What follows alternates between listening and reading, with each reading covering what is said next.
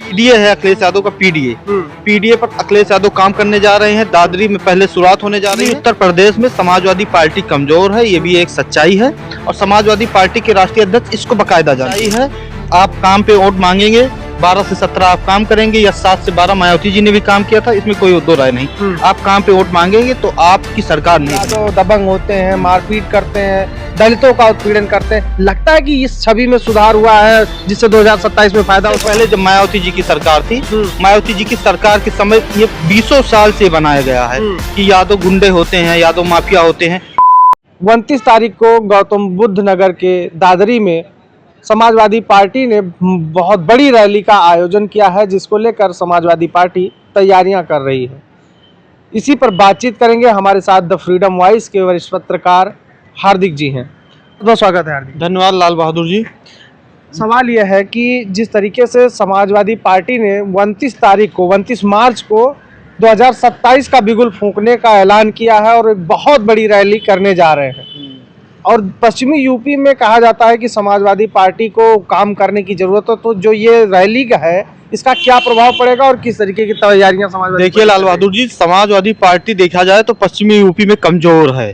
कमजोर इसलिए है, नोएडा में तो समाजवादी पार्टी लोकसभा चुनाव इतनी बड़ी लहर थी, लगभग समाजवादी पार्टी 37 सीट जीती है, 43 सीट गठबंधन जीता है।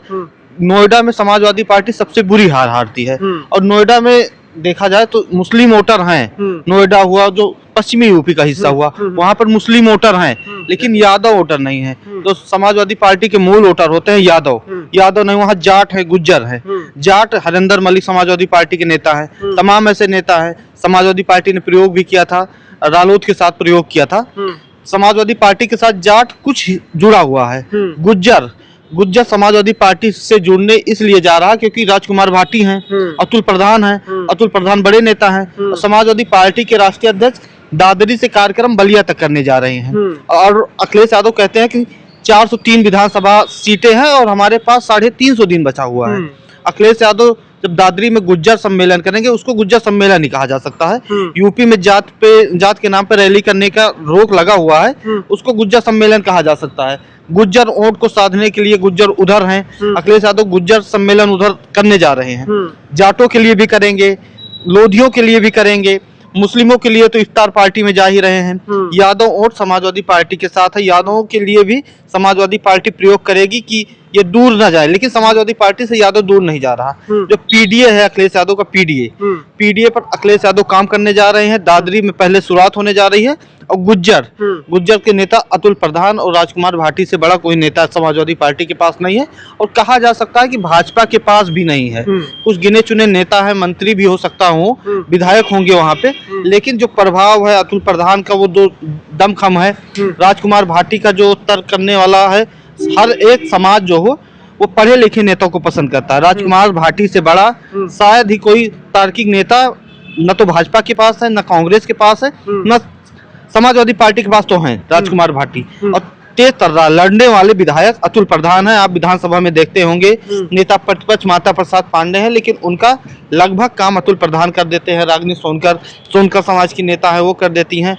दलित समाज के जो नेता हैं इंद्रजीत सरोज जी कर देते हैं। तमाम ऐसे मतलब जो पीडीए का गुलदस्ता है वो अखिलेश यादव जी पूरी तरीके से सजाने जा रहे हैं। लेकिन सवाल यह है कि अभी जैसे 29 तारीख को महारैली की शुरुआत पश्चिम से कर रही है समाजवादी पार्टी, लेकिन जिस तरीके से कहा जाता है कि पूर्वांचल के कुछ जगहों पर कहीं न कहीं समाजवादी पार्टी को 22 में ओम प्रकाश राजभर का साथ मिला था और जो वहाँ पर तमाम ऐसे समीकरण बन गए थे। तो क्या लगता है कि जो ये 29 की रैली है, अब वो आपने बताया कि बलिया तक जाएंगे, तो क्या ये अब 29 से पश्चिम से लेकर पूरब तक जो है समाजवादी पार्टी एक तरीके से रथ यात्रा के तौर पे निकालने? देखिए, आपने अभी कहा कि 2022 में ओम प्रकाश राजभर समाजवादी के साथ थे। देखिए, जो राजनीतिक सच्चाई है उसको मानना चाहिए सबको। ओम प्रकाश राजभरों के नेता हैं।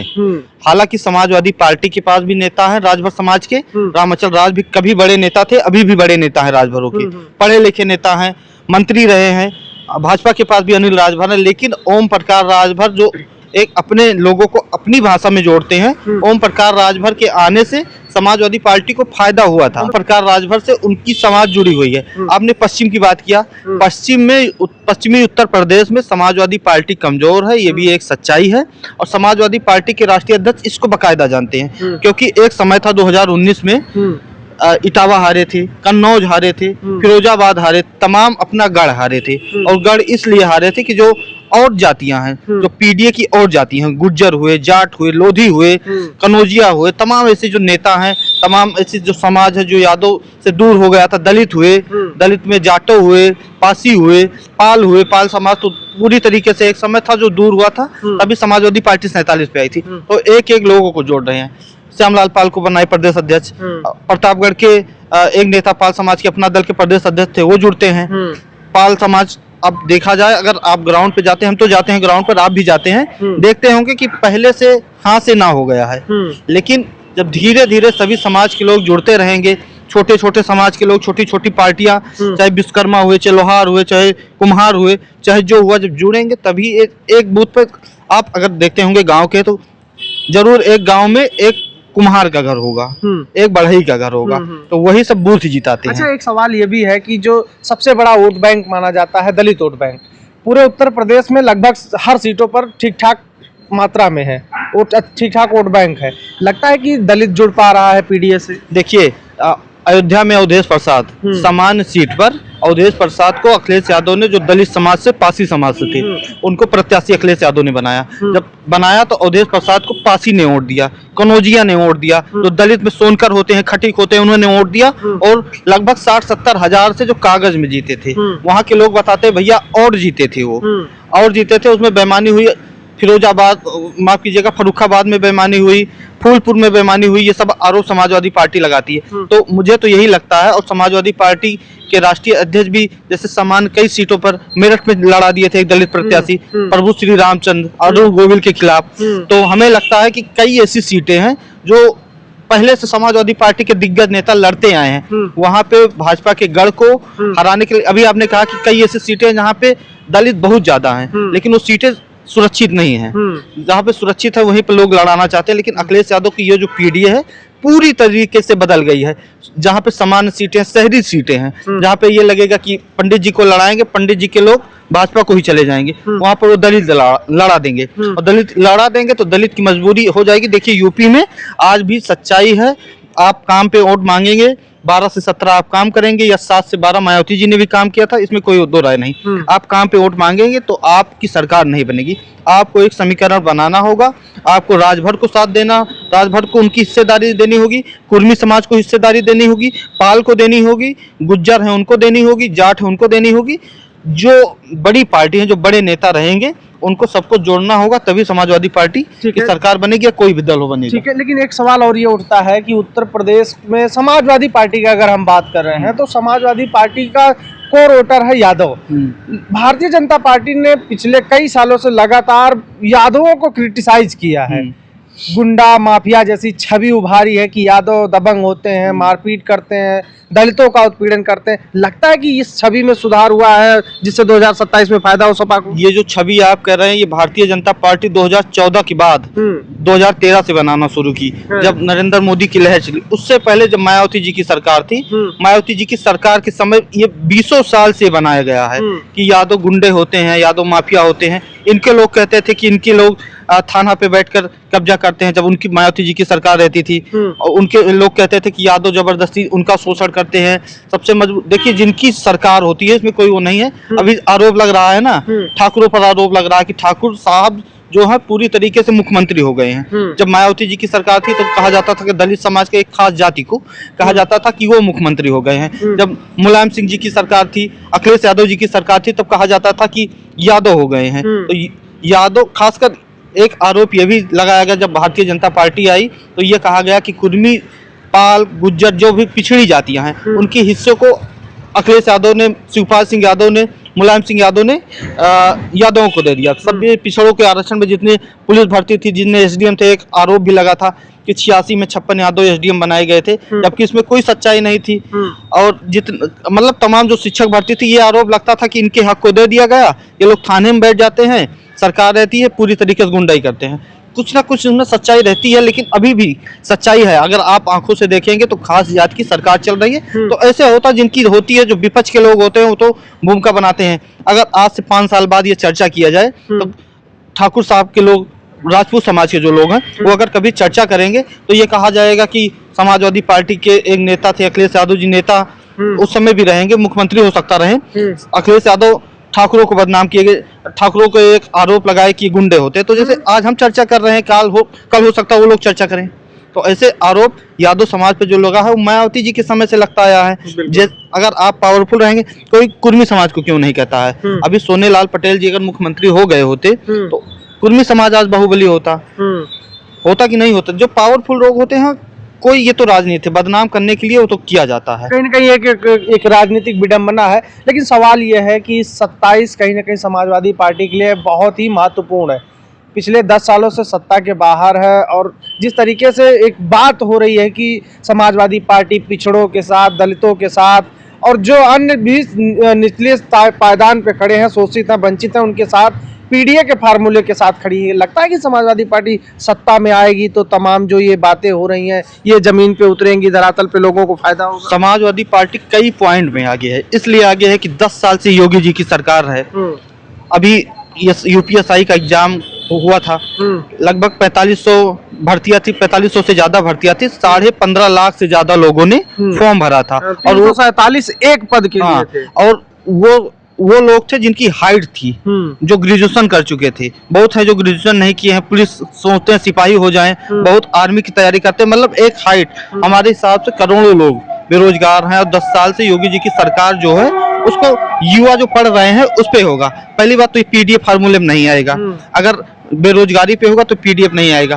पीडीएफ फार्मूला जब जात के नाम पे अखिलेश यादव जी बढ़िया प्रत्याशी देंगे 2024 के तरीके से, तो समाजवादी पार्टी और आगे जाएगी। बेरोजगारी के नाम पे और आगे जाएगी। जो एक खास जात, अभी हमने चर्चा भी किया कि यादव उस समय बदनाम होते थे, आज ठाकुर साहब राजपूत बदनाम हो रहे, उस पर भी समाजवादी पार्टी आगे जाएगी। समाजवादी पार्टी और खासकर यादव समाज के जो लोग हैं, मैं देखा हूँ जब से योगी आदित्यनाथ की सरकार आई है, 2017 में योगी आदित्यनाथ मुख्यमंत्री बने हैं, 17 बीता, 17 में योगी आदित्यनाथ को झंडा दिखा रहे थे, लाठी चलने लगी। उसके बाद 18 में भी खूब लाठी चली।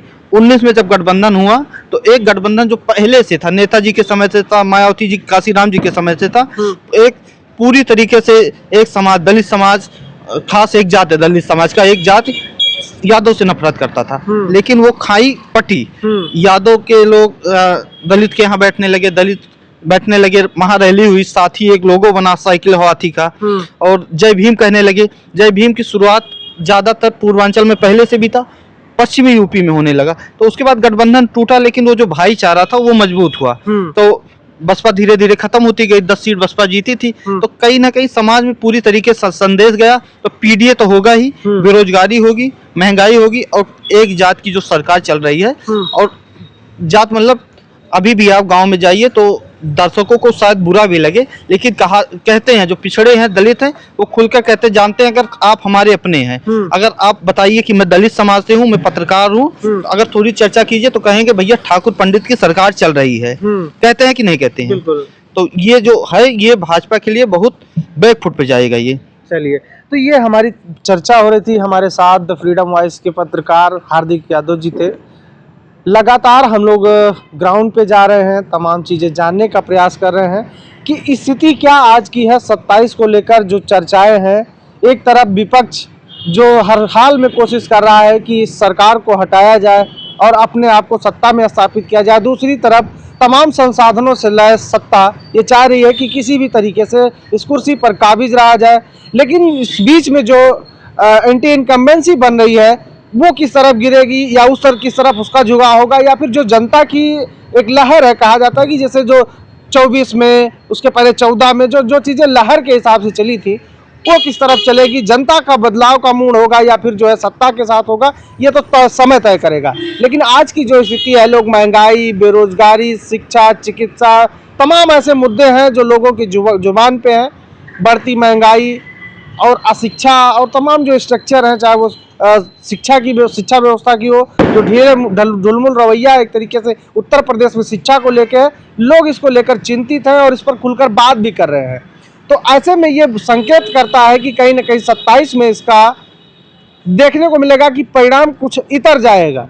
अब इस चर्चा को लेकर हम लोग बातचीत कर रहे थे, इस चर्चा को लेकर आप क्या राय रखते हैं कमेंट बॉक्स में लिख कर बताइएगा। मिलते हैं वीडियो में, नमस्कार।